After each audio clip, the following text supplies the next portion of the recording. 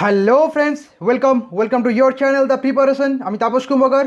আজকে আমরা ডাব্লিউ প্র্যাকটিসের 24 নম্বর পর্ব আলোচনা করব। প্রত্যেকটি প্রশ্ন গুরুত্বপূর্ণ, বেশ কিছু হট কোশ্চেন নিয়ে আজকে আমরা এই যে প্র্যাকটিসের সেটা তৈরি করেছি। এখানে কারেন্ট অ্যাফেয়ার্স যেমন আছে, ঠিক সেই রকম ইতিহাস, ভূগোল, পলিটি, খেলাধুলা সব কিছুকে মিক্স আপ করে করা হয়েছে, যাতে তোমাদের সিলেবাসের সমস্ত অংশই কিছু না কিছুভাবে স্পর্শ হয় তাতে। কেমন? আশা করি ক্লাসটি তোমাদের আগামী দিনের পরীক্ষাতে অত্যন্ত গুরুত্বপূর্ণ হিসেবে প্রমাণিত হবে। কেমন? তো চলো আর বেশি দেরি না করে আজকের ক্লাস শুরু করি। প্রথম প্রশ্ন তো কী আছে, 2020 সালে উন্নয়নমূলক কাজের জন্য স্কচ ফাউন্ডেশন পুরস্কার কর্তৃক প্লাটিনাম অ্যাওয়ার্ড পেল কোন রাজ্য? First of all, platinum award দেয় কোন ফাউন্ডেশন? না স্কচ ফাউন্ডেশন। কিসের জন্য দেয়? না বিভিন্ন রাজ্য সরকারকে উন্নয়নমূলক যে কাজ করে তাদের নিরিখে তাদেরকে এই পুরস্কারটি দেওয়া হয়, প্লাটিনাম অ্যাওয়ার্ড। ক্লিয়ার? তো এবারে 2020 সালে কোন রাজ্য পেয়েছে? মহারাষ্ট্র, দিল্লি, পশ্চিমবঙ্গ নাকি ওড়িশা? তো সঠিক উত্তরটি হয়ে যাবে 2020 সালে প্লাটিনাম অ্যাওয়ার্ড পেয়েছে আমাদের Paschimbanga. Option C is the right answer. 2 number প্রশ্নে আমরা চলে যাই, বিশ্ব দুগ্ধ দিবস বা ওয়ার্ল্ড মিল্ক ডে কবে পালন করা হয়? বিশ্ব দুগ্ধ দিবস বা ওয়ার্ল্ড মিল্ক ডে কবে পালন করা হয়? 1 জুন, 2 জুন, 3 জুন নাকি 4 জুন? আর সঠিক উত্তরটি হয়ে যাবে অপশান এ, 1 জুন বিশ্ব দুগ্ধ দিবস পালন করা হয়। কারণ রিসেন্টলি একটা আমুলের সঙ্গে পেটা যে মানে প্রাণীদের যে আছে তো একটা অর্গানাইজেশন, তাদের একটা কনফ্লিক্ট হয়েছিল, তখনই বিশ্ব দুগ্ধ দিবসটা বেশি করে নিউজে উঠে এসেছিলো। কেমন? নেক্সট 3 নম্বর প্রশ্নে চলে যাই, 2020 সালে পশ্চিমবঙ্গ সরকার জয় জোহার নামে একটি প্রকল্প চালু করেছে। জয় জোহার প্রকল্পটি চালু করেছে কোন রাজ্য সরকার? না পশ্চিমবঙ্গ সরকার। এখান থেকে একটা প্রশ্ন হয়ে গেল, কত 2020 সালে চালু করেছে, এটি কাদের জন্য? প্রান্তিক চাষি তাদের জন্য, আদিবাসী ও তফসিলি জাতি তাদের জন্য, সংখ্যালঘু সম্প্রদায় তাদের জন্য নাকি কুর্মী সম্প্রদায়? কাদের জন্য জয় জোহার নামে প্রকল্পটি চালু করেছে? দেখো, জয় জোহার প্রকল্পটি চালু করা হয়েছে আদিবাসী এবং তফসিলি জাতিদের জন্য। এখানে এই প্রকল্পে 60 বছরের বেশি বয়স্ক মানুষ যদি বয়স্ক ভাতা না পান, তাহলে এই প্রকল্পের মাধ্যমে প্রতি মাসে 1000 টাকা করে তিনি পাবেন। কিন্তু যদি বার্ধক্য ভাতা না পেয়ে থাকেন, যদি বার্ধক্য ভাতা পেয়ে থাকেন তখন কিন্তু পাবেন না। কেমন? 4 নম্বর প্রশ্নে চলে যাই, 2020 সালের 15ই আগস্ট ভারতের কততম স্বাধীনতা দিবস পালিত হলো? 2020 সালের 15ই আগস্ট ভারতের কততম স্বাধীনতা দিবস পালিত হলো? 77তম, 75তম, 74তম নাকি 46তম? দেখো, 1947 সালে প্রথম, অতএব 1947 সাল থেকেও কাউন্ট করবে। সেখান থেকে যদি আমরা কাউন্ট করি 2000 পর্যন্ত, তাহলে যেটা দাঁড়ায় সেটা হচ্ছে কিন্তু 54 বছর। আর 20 সাল তার সাথে যোগ করে দিলাম, তাহলে হলো কত আমাদের? 74 বছর। তাহলে 2020 সালে আমরা কত পেলাম? 74তম। Option C is the right answer. 5 নম্বর প্রশ্নে চলে যাই, সম্প্রতি ভারত সরকার রাফাল নামক যুদ্ধ বিমান ক্রয় করেছে কোন দেশ থেকে? যে রাফাল একটা যুদ্ধ বিমান, বলো রাফাল কী জিনিস? ট্যাঙ্ক নাকি সাবমেরিন নাকি যুদ্ধজাহাজ নাকি যুদ্ধ যে বিমান? না, এটা কিন্তু এক প্রকার যুদ্ধ বিমান। কোন দেশ থেকে ক্রয় করেছে? ফ্রান্স, রাশিয়া, জাপান নাকি মার্কিন যুক্তরাষ্ট্র? তো সঠিক উত্তরটি হয়ে যাবে অপশান এ, ফ্রান্স। ফ্রান্স থেকে ভারত সরকার রাফাল নামক যুদ্ধ বিমান ক্রয় করেছে। Option A is the right answer. 6 নম্বর প্রশ্ন চলে যায়, এটা ইকোনমিক্স থেকে নেওয়া হয়েছে প্রথমেই। এখানে একটু ডিটেলস বলার দরকার আছে যে নিম্নলিখিত কোনটি ভারতীয় অর্থনীতির প্রাথমিক সেক্টরের অন্তর্গত? দেখো, অর্থনীতিতে 3টে সেক্টর থাকে, একটা প্রাইমারি সেক্টর, একটা সেকেন্ডারি এবং একটা টার্সিয়ারি সেক্টর। প্রাথমিক সেক্টর তাদেরকেই বলা হয় যেখান থেকে র মেটেরিয়াল পাওয়া যায়, যেমন কৃষিকাজ, মাছ ধরা এবং ফরেস্ট্রি। এই 3টে হচ্ছে কিন্তু প্রাথমিক সেক্টরের মধ্যে অন্তর্গত। এখন কৃষিকাজের মধ্যেই সমস্ত জিনিসগুলো পড়ে। বাকি সেকেন্ডারি টার্সিয়ারি আমি আলোচনা করছি, তার আগে অপশানগুলো বলে নিই। ব্যাংকিং, পণ্য পরিবহন, ডেয়ারি এবং চিনি শিল্প। এদের মধ্যে প্রাথমিক সেক্টর এবং ডিরেক্টলি কৃষিকাজের সঙ্গে সম্পর্কিত কোনটি? ডেয়ারি। যেটা র মিল্ক, র জিনিসটা আমরা কাঁচা জিনিসটা পাই, তো তাকেই বলা হয় কিন্তু প্রাইমারি সেক্টর। সেকেন্ডারি সেক্টর তাদেরকে বলা হয় যেমন কোল মাইনিং বা মাইনিং যেসব ইন্ডাস্ট্রি, যেসব শিল্পগুলো আছে, ব্যাংকিং, এইগুলো জিনিসকে বলা হয় কিন্তু সরি ব্যাংকিং নয়, এই যে মাইনিং, এই যে মানে কি বলবো, ইন্ডাস্ট্রিয়াল জিনিসগুলোকেই বলা হয় সেকেন্ডারি সেক্টর। এবং টার্সিয়ারি সেক্টর যা কিছু সার্ভিস দেওয়া হয়, কেমন, যেমন সার্ভিসের মধ্যে ব্যাংকিং আছে, পণ্য পরিবহন, এগুলো কিন্তু টার্সিয়ারি সেক্টর। আর চিনি শিল্প এটা হয়ে যাবে কি সেকেন্ডারি সেক্টর। ইকোনমিক্সের ক্লাসে আমরা ডিটেলস এটা আরও ভালোভাবে কিন্তু তখন আলোচনা করবো। কেমন? আমাদের সঙ্গে থেকো। যদি নতুন হয়ে থাকো অবশ্যই চ্যানেলটিকে সাবস্ক্রাইব করতে ভুলো না কিন্তু। কেমন? সাবস্ক্রাইব করে না এবং বন্ধুদের সাথে প্রচুর পরিমাণে ভিডিওটি শেয়ার করবে। 7 নম্বর প্রশ্নে চলে যাই, ভারতের প্ল্যানিং কমিশন সর্বপ্রথম কোন পরিকল্পনাকালে বিকেন্দ্রীকরণ শুরু করে? বিকেন্দ্রীকরণ বা বিলগ্নীকরণ যে অংশটি আছে, রিসেন্টলি কিন্তু নিউজে উঠে এসেছে, সরকার বিক্রি করে দিচ্ছে সব, এইভাবে নিউজে এসেছিলো কিন্তু বিভিন্ন পলিটিশিয়ান তাদের মানে আরোপ দাগ ছিল। সেই বিকেন্দ্রীকরণ ব্যবস্থাটা শুরু হয় প্রথম কোন পরিকল্পনাকালে? ষষ্ঠ পরিকল্পনা, অষ্টম, সপ্তম নাকি নবম পরিকল্পনাকালে? দেখো এই প্রশ্নটা একটু ট্রিকি কোশ্চেন, কারণ যদি এটা কিন্তু সপ্তম এবং অষ্টম দুটোতেই কিন্তু মাঝামাঝি সময়ে স্টার্টিংটা হয়েছিল। তো যদি সপ্তম অষ্টম দুটোই থাকে তখন রাইট অ্যান্সার হবে সপ্তম। এরপর যদি সপ্তম না থাকে তখন কিন্তু সঠিক উত্তর হয়ে যাবে অষ্টম পরিকল্পনাকালে, কেমন ফার্স্ট শুরু হয়েছিল। তো এখানে সঠিক উত্তরটি হয়ে যাবে কি অপশান সি সপ্তম। 8 নম্বর প্রশ্নে আমরা চলে যাই, নিম্নলিখিত কোনটি একটি প্রত্যক্ষ কর বা ডিরেক্ট ট্যাক্স। দেখো ডিরেক্ট ট্যাক্স কাকে বলা হয়, যখন জনগণ থেকে সেটা সরাসরি নেওয়া হয় তাকে ডিরেক্ট ট্যাক্স বলা হয়। এবং ইনডাইরেক্ট ট্যাক্স কাকে বলা হয়, যেমন তুমি হয়তো দোকানে আলু কিনতে গেছো কিন্তু অলরেডি আলুর ট্যাক্স সরকারের কাছে চলে গেছে, তখন তুমি যে দামটা নিয়ে গেছো তার দামটা নিয়ে আলুটা কিনছো তার মধ্যে অলরেডি ট্যাক্স ইনক্লুডেড আছে, তাই সেটা তখন হবে ইনডাইরেক্ট ট্যাক্স। তো এখানে যে ট্যাক্সগুলো আছে যেমন excise duty, sales tax, wealth tax, entertainment tax, এদের মধ্যে একমাত্র ওয়েলথ ট্যাক্স সম্পত্তির কর এটা কিন্তু প্রত্যক্ষ বা ডিরেক্ট কর, কিন্তু ডিরেক্ট ট্যাক্স, ক্লিয়ার। বাকি সবগুলো ইনডাইরেক্ট ট্যাক্স কিন্তু, কেমন। এবার যদি বলে ডিরেক্ট ট্যাক্স আর কি হবে না ইনকাম ট্যাক্স, সেটা সরাসরি আমরা দিই, তো তাই সেটা হবে কিন্তু ডিরেক্ট ট্যাক্স, ক্লিয়ার।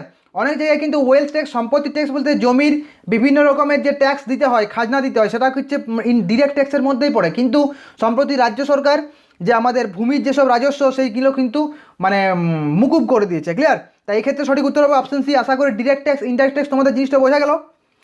9 নম্বর প্রশ্নে আমরা চলে যাই, সরকারিয়া কমিশন কোন প্রধানমন্ত্রী আমলে গঠিত হয়। সরকারিয়া কমিশন একটি অত্যন্ত গুরুত্বপূর্ণ কমিশন, কিন্তু কেন্দ্র রাজ্য ব্যাপারে সম্পর্কের ব্যাপারে বলা হয়েছিল, আমরা আগে কিন্তু আলোচনা করেছি। প্রশ্ন হচ্ছে এখন যে কোন প্রধানমন্ত্রীর আমলে এটা গঠিত হয়েছিল, জওহরলাল নেহরু, ইন্দিরা গান্ধী, রাজীব গান্ধী নাকি মনমোহন সিং। তো সঠিক উত্তরটি হয়ে যাবে সরকারিয়া কমিশন গঠিত হয়েছিল ইন্দিরা গান্ধীর যখন প্রধানমন্ত্রী ছিলেন ঠিক সেই সময়, option B is the right answer. 10 number প্রশ্নে আমরা চলে যাই, বর্তমানে ভারতীয় সংবিধানে কয়টি মৌলিক অধিকার আছে। বর্তমানে ভারতীয় সংবিধানে কয়টি মৌলিক অধিকার আছে, 4টি, 5টি, 6টি নাকি 7টি। এটাই হচ্ছে আজকে তোমাদের হোম টাস্ক, কমেন্ট বক্সে জানাও যে সঠিক উত্তর কী হবে, কেমন। আমি কিন্তু ক্লাসে তোমাদের জানিয়ে দিচ্ছি এবং সাথে সাথে তোমরা মার্ক করতে থাকবে যে তুমি কতগুলো আনসার সঠিক করলে, সেগুলো কিন্তু কমেন্টে অবশ্যই আমাকে জানাবে। আর মনে রাখবে আমাদের মোটো কি, চাকরি আমায় পেতেই হবে, এই যে জোশ, এই জোশটা যেন সবসময় থাকে। 11 নম্বর প্রশ্নে চলে যাই আমরা। 11 নম্বর প্রশ্ন কি না ইতিহাস থেকে নেওয়া হয়েছে, রাজতরঙ্গিনী গ্রন্থটি কে রচনা করেন। রাজতরঙ্গিনী গ্রন্থটি কে রচনা করেন, অলবেরুনি, কলহন, আবুল ফজল নাকি বৃহদ্রথ। তো সঠিক উত্তরটি হয়ে যাবে রাজতরঙ্গিনী নামক গ্রন্থটি রচনা করেন Kalhana, option B is the right answer. 12 number প্রশ্নে আমরা চলে যাই, হাতিগুম্ফা শিলালিপি কোন রাজার আমলে খোদিত হয়েছিল। হাতিগুম্ফা শিলালিপি কোন রাজার আমলে খোদিত হয়েছিল, কনিষ্ক, অশোক, খারবেল নাকি ইলতুৎমিশ। তো সঠিক উত্তরটি হবে হাতিগুম্ফা শিলালিপি থেকে আমরা খারবেলের সম্পর্কে জানতে পারি, তাই option C is the right answer, কেমন। আর আমাদের যে প্রিভিয়াস ইয়ার কোশ্চেন সেট চলছে আজকে, ওটা খুব গুরুত্বপূর্ণ হবে, দুটো এক্সামের সেট একসাথে পাবে তোমরা 50টা কোশ্চেন, কেমন।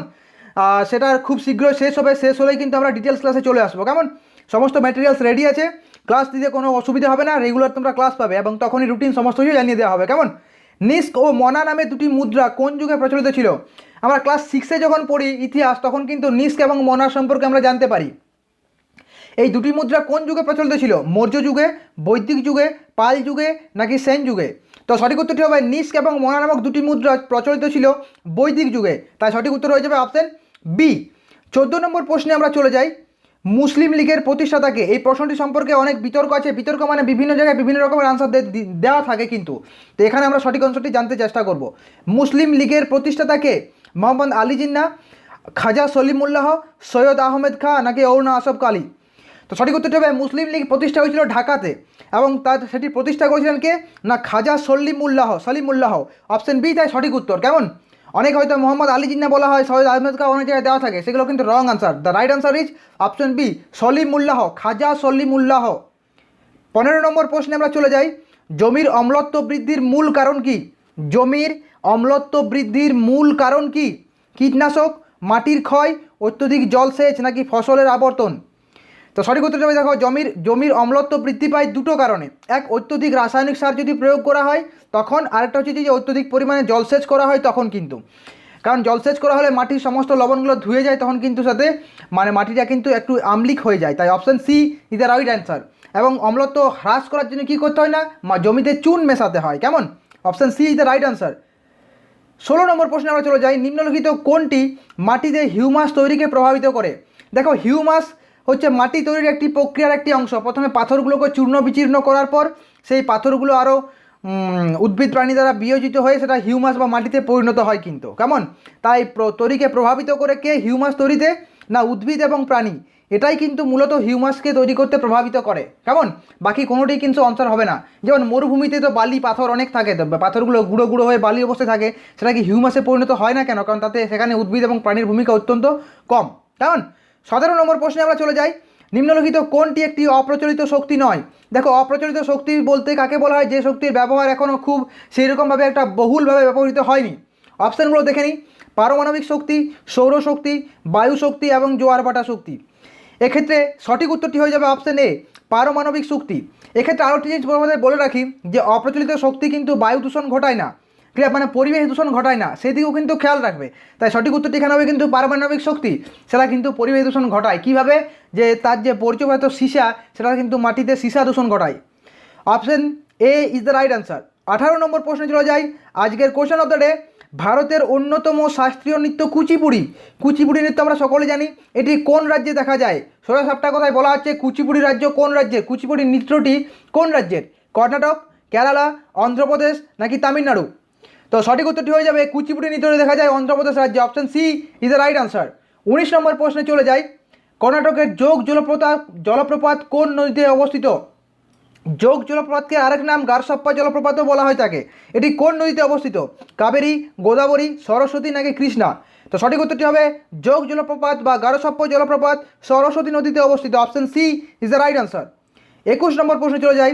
বোটানিক্যাল সার্ভে অফ ইন্ডিয়ার সদর দপ্তর কোথায় অবস্থিত? বোটানিক্যাল সার্ভে অফ ইন্ডিয়ার সদর দপ্তর বা হেডকোয়ার্টার কোথায় অবস্থিত? লখনৌ, দার্জিলিং, কলকাতা নাকি ওট্টাকামুন্ড?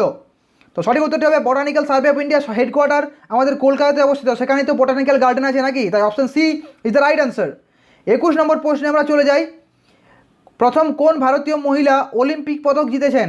ভারতের প্রথম মহিলা যিনি অলিম্পিক পদক জয় করেছেন তার নাম কি? পিটি উষা, কর্ণাম মালেশ্বরী, অশ্বিনী নাচাপ্পা নাকি উষা সচদেব? তো সঠিক উত্তরটি হবে প্রথম ভারতীয় মহিলা যিনি অলিম্পিকে ব্রোঞ্জ পদক জিতেছিলেন তিনি হচ্ছে কিন্তু option B, Karnam Malleswari is the right answer.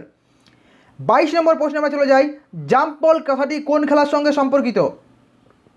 Jump বল এই কথাটি কোন খেলার সঙ্গে সম্পর্কিত? বেসবল, নেটবল, বাস্কেটবল নাকি সফটবল? তো সঠিক উত্তরটি হয়ে যাবে জাম্প বল কথাটি বাস্কেটবল খেলার সঙ্গে সম্পর্কিত। Option C is the right answer. Next 23 number প্রশ্নে আমরা চলে যাই। নিচের কোনটি কোনোরূপ শক্তি প্রদান করে না? অর্থাৎ কোন জিনিসটি থেকে আমরা কোনো শক্তি পাই না? ফ্যাট, প্রোটিন, ভিটামিন নাকি কার্বোহাইড্রেট? দেখো, ফ্যাট থেকেও আমরা এনার্জি পাই, প্রোটিন থেকেও এনার্জি পাই, কার্বোহাইড্রেট থেকেও এনার্জি পাই, কিন্তু ভিটামিন শুধুমাত্র শরীরকে বা দেহকে সংরক্ষণ বা রক্ষা করতে প্রোটেকশন দেয়। তাই সেখান থেকে আমরা কোনো শক্তি পাই না, এনার্জি পাই না। তাই সঠিক উত্তর হবে অপশন সি, ভিটামিন থেকে কোনো শক্তি পাওয়া যায় না। 24 নম্বর প্রশ্নে চলে যায়। ডায়ালিসিস প্রক্রিয়াটি নিচের কোনটির কাজ করে? দেখো, ডায়ালিসিস প্রক্রিয়াটি নিচের কোনটির কাজ করে? রিসেন্টলি কোভিড-19 সময় যখন কোমরবিডিটির কথা বলা হয়েছিল, সেক্ষেত্রে বলা হয়েছিল কি যে যাদের যদি কারো কিডনি প্রবলেম থাকে, ডায়াবেটিস থাকে, তখন তাদের কিন্তু মৃত্যুর হারটা বেশি থাকে। সেই ডায়ালিসিস প্রক্রিয়াটা বৃক্কের সঙ্গে সম্পর্কিত। ক্লিয়ার? কিডনি বিকল থাকলে সেক্ষেত্রে ডায়ালিসিস করা হয়। তো তাই সঠিক উত্তর হবে অপশন সি, বৃক্ক ইজ দ্য রাইট আনসার, কারণ সেখানেও সেটা ছাঁকনির কাজ করে। 25 নম্বর প্রশ্নে আমরা চলে যাই। মানুষের সাধারণ রক্তচাপ কত? মানুষের সাধারণ রক্তচাপের মান কত? না 80/120 mmHg। 80 হচ্ছে সিস্টোলিক চাপ, 120 হচ্ছে ডায়াস্টোলিক চাপ। কেমন? 80/120 এটা হচ্ছে সাধারণ রক্তচাপ। 26 নম্বর প্রশ্নে আমরা চলে যাই। হিমোগ্লোবিন একটি কি? অপশানগুলো থেকে আনসার দাও। হিমোগ্লোবিন আমরা জানি রক্তে থাকে হিমোগ্লোবিন। এটা কি জিনিস? প্রোটিন, কার্বোহাইড্রেট, ফ্যাট নাকি ভিটামিন? সঠিক উত্তর হবে হিমোগ্লোবিন এক প্রকারের প্রোটিন। অপশন এ সঠিক উত্তর। আর হিমোগ্লোবিনে কোন ধাতু থাকে? না লোহা থাকে। 27 নম্বর প্রশ্নে আমরা চলে যাই। উৎসেচক সাধারণত কী জাতীয় পদার্থ হয়? এই যে উৎসেচক বা এনজাইম যেগুলো আমাদের খাদ্যদ্রব্য পাচিত করতে সাহায্য করে, সেইটি কী জাতীয় পদার্থ হয়? কার্বোহাইড্রেট, লিপিড, প্রোটিন নাকি অ্যামাইনো অ্যাসিড? তো সঠিক উত্তর হবে উৎসেচক সাধারণত প্রোটিন জাতীয় পদার্থ দিয়েই তৈরি হয়। অপশন সি হচ্ছে সঠিক উত্তর। 28 নম্বর প্রশ্নে আমরা চলে যাই। নিম্নলিখিত কোনটি কার্বলিক অ্যাসিড নামে পরিচিত? দেখো, কার্বলিক অ্যাসিড সাপ তাড়াতে ব্যবহার করা হয়। সাপে আগে বর্ষাকালে সাপের উপদ্রব বেশি হলে তখন কার্বলিক অ্যাসিড ছিটিয়ে রাখলে সাপ সেখানে আসে না। সেই কার্বলিক অ্যাসিড নামে পরিচিত কোনটি? হাইড্রোক্সাইড, ফেনল, সালফিউরিক অ্যাসিড নাকি ইথানল? তো সঠিক উত্তর হবে কার্বলিক অ্যাসিড নামে পরিচিত ফেনল। কেমন? ফেনলের সংকেত কি? C6H5OH। এটা হচ্ছে কিন্তু ফেনল। ফেনল কিছুটা আম্লিক হয়, তাই এর নাম অ্যাসিড হয়। এটা অ্যালকোহলীয় OH গ্রুপ আছে, কিন্তু এটা আম্লিক প্রকৃতির হয়, তাই এটি কিন্তু কার্বলিক অ্যাসিড নামেও পরিচিত। 29 নম্বর প্রশ্নে আমরা চলে যাই। কোনটি একটি ভালো অন্তরিক পদার্থ? নিচের কোনটি একটি ভালো অন্তরক পদার্থ? পারদ, ক্যাডমিয়াম, জার্মেনিয়াম নাকি কাঁচ? তো সঠিক উত্তরটি হবে একটি ভালো অন্তরক হলো কাঁচ। Option D is the right answer. 30 নম্বর প্রশ্নে আমরা চলে যাই। আতশ কাঁচ সাধারণত কী ধরনের লেন্স হয়? আতশ কাঁচ সাধারণত কী ধরনের লেন্স? সমতল অবতল প্রকৃতির, অবতল প্রকৃতির, উত্তল প্রকৃতির নাকি চোঙাকৃতি প্রকৃতির লেন্স হয়? তো সঠিক উত্তরটি হবে আতশ কাঁচ এক প্রকারের উত্তল লেন্স। অপশন সি হচ্ছে সঠিক উত্তর। তো এই ছিল আজকের প্র্যাকটিস সেট 24 নম্বরের। কেমন হলো অবশ্যই কিন্তু কমেন্ট বক্সে জানাও, আর বন্ধুদের সাথে প্রচুর পরিমাণ শেয়ার করো। চলো আমরা আমাদের হোম টাস্কে। তো চলে এসেছি আমাদের হোম টাস্ক। বর্তমানে ভারতীয় সংবিধানে কয়টি মৌলিক অধিকার আছে? সঠিক উত্তর অনেকেই তোমরা সঠিক উত্তর দিয়েছো। The right answer is option C, 6টি মৌলিক অধিকার আছে। আগে ছিল 7টি, কিন্তু সম্পত্তির অধিকারটা 44তম সংবিধান সংশোধনের মাধ্যমে বাদ দেওয়া হয়েছে। তাই বর্তমানে ভারতীয় সংবিধানে কয়টি মৌলিক অধিকার আছে? না 6টি আছে। তোমরা সকলেই প্রায় সঠিক উত্তর দিয়েছো, তার জন্য অসংখ্য ধন্যবাদ। এভাবে পাশে থাকো আর প্রচুর পরিমাণে পড়াশোনা করো। নিজে মনে রাখবে, তোমার লাইফে যা কিছু ভালো হবে তার সম্পূর্ণ রেসপন্সিবিলিটি কিন্তু তোমার। আমি শুধু তোমাকে সামনে থেকে অ্যাসিস্ট করতে পারবো, কিন্তু পুরোপুরি প্রায় 99% রেসপন্সিবিলিটি তোমার। তুমি যদি চাও তোমার লাইফ চেঞ্জ হবে, তুমি যদি চাও না তাহলে তোমার লাইফ যেমনকার তেমনই আছে। এখন যেমন আছে সেইরকমই থাকবে, আগামী 5 বছর পরে সেইরকমই থাকবে যদি তুমি চেষ্টা না করো। তাহলে হার্ডওয়ার্ক এখন থেকে শুরু করো। হার্ডওয়ার্কের কোনো বিকল্প নেই। আমি নিজে হার্ডওয়ার্ক করে ফল পেয়েছি। কেমন সেই গল্প আরেকদিন শোনাবো। তো ওকে, বাই, থ্যাংক ইউ, জয় হিন্দ।